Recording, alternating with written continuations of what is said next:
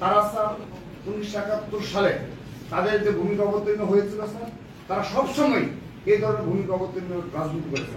তার প্রমাণ স্যার আজকে আমরা পেয়ে গেলাম যে তাদের মনে হচ্ছে স্যার জামাতের নির্বাচন মনে হচ্ছে স্যার। তারা পুরো ঢাকা তাদের যত জনশক্তি বলে তারা যা আছে সব তারা ঢাকা বিশ্ববিদ্যালয় নিয়ে এসেছে। ঢাকা বিশ্ববিদ্যালয়ের কর্তৃপক্ষ যারা রয়েছে স্যার, মানে প্রশাসন, আপনারা কি স্যার মানে এতটা নতজানো স্যার জামাতের কাছে স্যার যে তারা এখানে অবস্থান গ্রহণ করে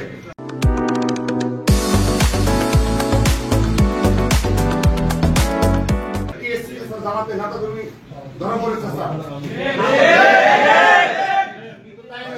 ছাত্রদল ধরে নেই স্যার, এটি স্যার অপর ছাত্র সংগঠন ধরেছে, সাধারণ শিক্ষার্থীরা ধরেছে জামাতের নেতা হিসাবে স্যার।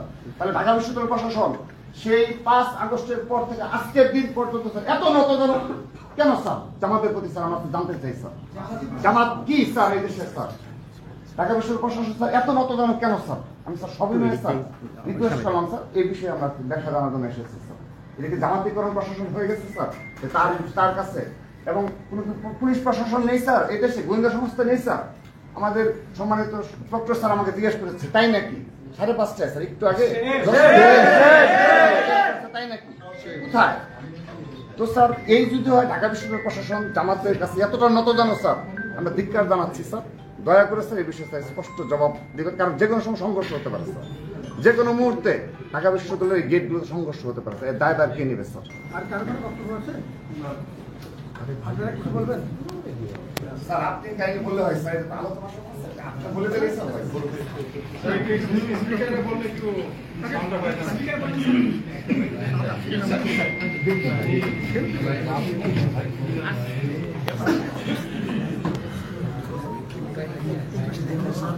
লাইনটা একটু কানেক্ট করে দেন।